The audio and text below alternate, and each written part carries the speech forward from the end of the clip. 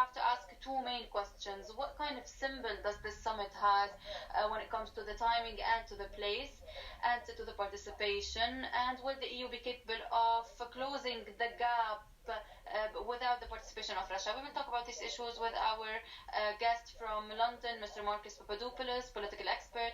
Welcome, sir. What are the messages sent from this summit during which 50 European leaders participated? What was the European trying to show during this meeting? By holding the summit in Moldova, the European ruling elites are attempting to provoke Russia, because the European ruling elites, backed by the American ruling elites, are trying to bring Moldova into the war in Ukraine through Moldova's president, Sandu, who is nothing but a voice box for the Western ruling elites. In the event that Moldova enters the war in Ukraine on the side of Ukraine, this would mean that Russia would be fighting on two fronts. Now, whilst there would be a danger to the Russian military in such a scenario, nonetheless, the Russian armed forces are large enough and powerful enough to fight on two fronts. So the summit in Moldova is both provocative and dangerous. However, Russian predominance in Moldova is unassailable. In economic terms, Moldova is heavily reliant on Russia for energy, whilst Russia is the leading investor in Moldova. Further to that, many Moldavians live and work in the Russian Federation. So sorry to interrupt you, but the energy resources had stopped from, of course, from Russia. No, that is not the case. Moldova remains to this day heavily reliant on Russian energy. Yes, Moldova since the 1990s has received some of its energy from Azerbaijan, but still Russia is the leading provider of energy to the country.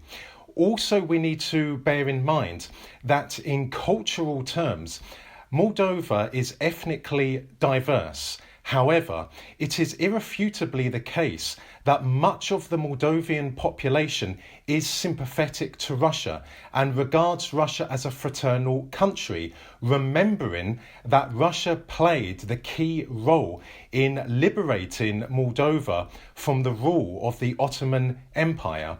So, if we take the Russians and Ukrainians who live in Moldova, these two groups overwhelmingly reside in Transnistria, which is on the left bank of the river Dniester and which is a breakaway region.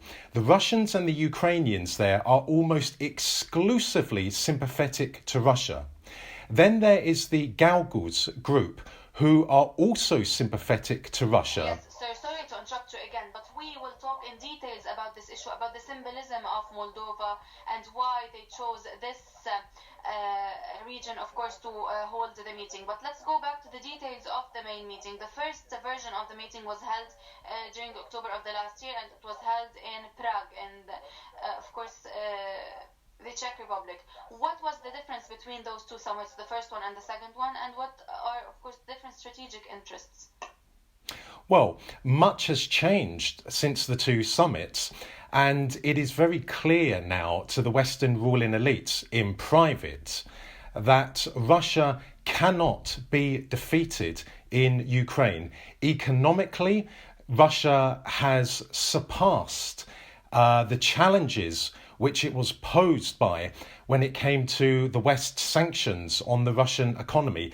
Indeed, the Russian economy is performing miraculously, whilst at the same time, the economies of America, Britain and the European Union are, quite simply speaking, in freefall. So the Western ruling elites know that Russia cannot be defeated economically in Ukraine.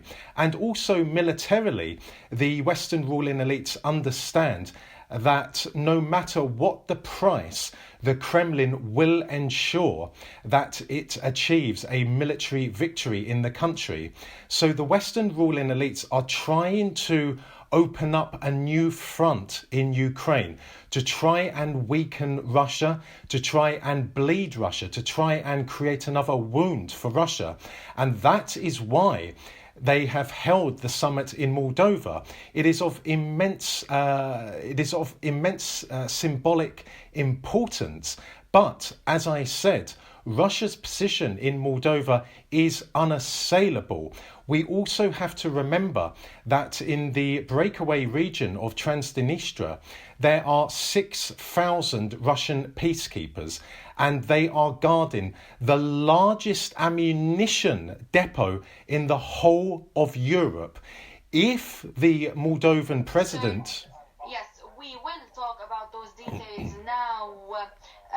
We will talk more about this symbolism that Moldova has. Why did they choose Moldova in order to, of course, organize this meeting? We are talking about a country that is located in Eastern Europe. It is one of the poorest countries of the continent. It is sandwiched between Romania and Ukraine. The population is around 3 million people. They were all, or the majority of them, is originated from Romania. And of course, they are allowed to have a Romanian passport and be, of course, a European citizen, despite the fact that Moldova is not a European, an EU country. Moldova, of course, was granted the opportunity to join EU since the beginning of the war in Ukraine. And it was heavily supported by the EU since the beginning of the war, despite the fact that Moldova was heavily dependent on the Russian economy. There's another very specific aspect for this summit. It was not, of course, held in Chisinau, the Moldovan capital, but rather it was held in a small village very close to the breakaway region, that is very close also to the Ukrainian borders. This region, this breakaway region, is of course independent, more or less, and of course is maintaining the Moldovan culture. In this region, Russian soldiers are present since the 90s of the last century, but after the war in Ukraine, the European Council refused to consider this region as independent and consider it as invaded by Russia. Back to you, Mr. Papadopoulos.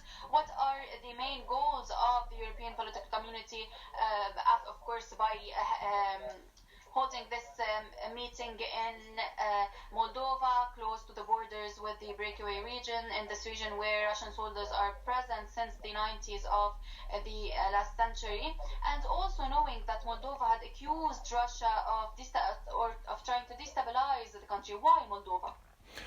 On the one hand, the European elites have held the summit in Moldova for the purposes of propaganda, in that they are presenting Moldova to the rest of the world as a peaceful, democratic country which is threatened by Russian aggression. And on the other hand, the Europeans have held the summit in Moldova as a way of attempting, as I said earlier, to bring Moldova into the war in Ukraine on Ukraine's side, knowing that whilst there are 6,000 Russian peacekeepers based in Transnistria, the Russians still do not have a land corridor to Transnistria. So if the Ukrainian armed forces were to enter Moldova and specifically Transnistria and attack the 6,000 Russian peacekeepers there, the Russians would probably have to carry out an amphibious landing via the Black Sea into, for example, Odessa, and from Odessa move into Moldova that way to assist the 6,000 Russian peacekeepers there. Sorry to interrupt you again, but do you mean that the Europeans want to transfer the conflict to this region? This is what they are aiming to do? Absolutely. They are trying to open another... Absolutely. They are trying to open another front in the war in Ukraine. The Europeans care nothing for the ordinary person in Moldova, like how they care nothing for the ordinary person in Ukraine. What they are trying to do is weaken Russia, in this case by opening another front. But your viewers must know this, that as I said earlier, the Russians, Ukrainians and the Gagauz who live in Moldova are overwhelmingly pro-Russian. When it comes to the ethnic Moldovans, many of them are also pro-Russian. Remember, the largest church in Moldova is the Moldavian Orthodox Church, which is a part of the Russian Orthodox Church. So whilst Moldova has a pro-Western President, Sandu, who, as I said earlier, is nothing more than a voice box for the Western ruling elites, she does not represent the views of the ordinary person in Moldova, be it the ethnic Moldovans, the Russians, Ukrainians and the Gagauz.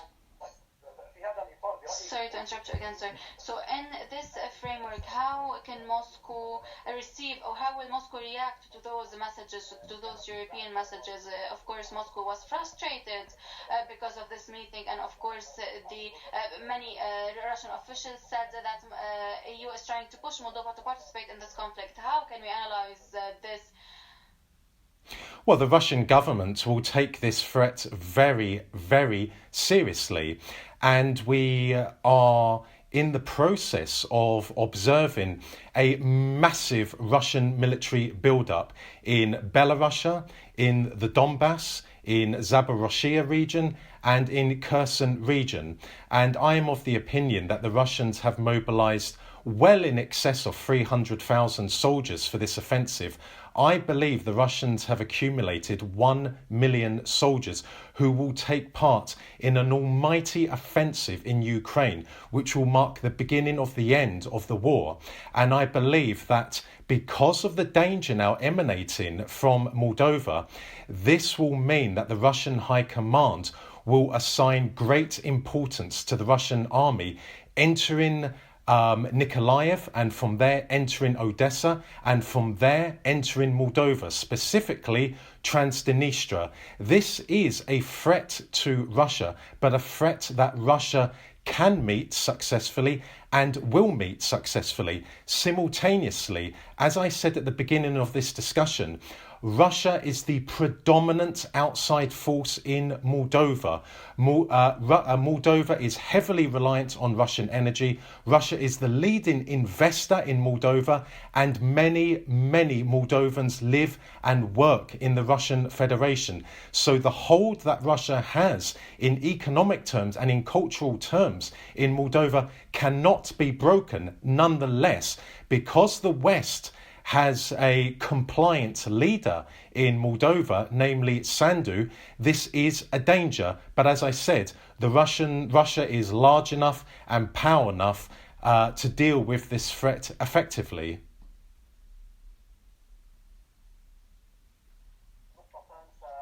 Doctor, there are 2 points, if you can please of course, comment on briefly, since we are short on time, regarding the non-participation of Turkey. How can you analyze this non-participation, especially that Erdogan, the president that was re-elected for another mandate in Turkey, was not present in the summit while he was present in the first one? Why Turkey did not participate in the summit? And regarding also the countries that participated, and of course they had conflicts between those countries such as Kosovo and Azerbaijan and Armenia. So what is the EU trying to do on this level?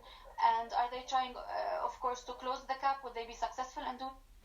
Well, clearly, the European Union is attempting to bring in new members. First of all, the so-called Republic of Kosovo, also Armenia, and also Azerbaijan. Now, Perhaps the day will come when the so-called Republic of Kosovo is admitted to the European Union, but never, ever will Armenia and Azerbaijan enter the European Union. Why?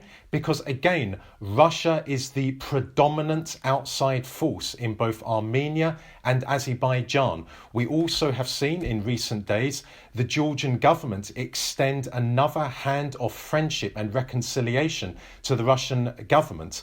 When it comes to Turkey, Turkey has been under considerable pressure ever since Russia began its military campaign in Ukraine, because Erdogan will not participate in the West's economic crusade against Russia.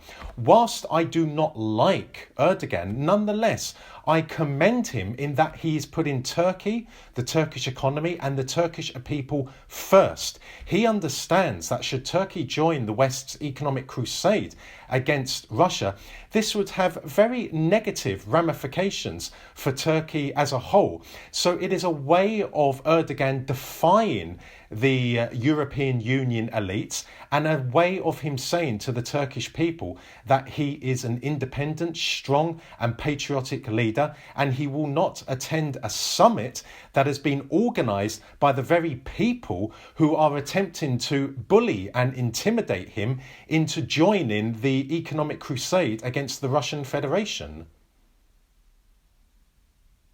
Thank you so much, Mr. Papadopoulos, for your contribution. The host is introducing you again and thanking you once again. Thank you, sir.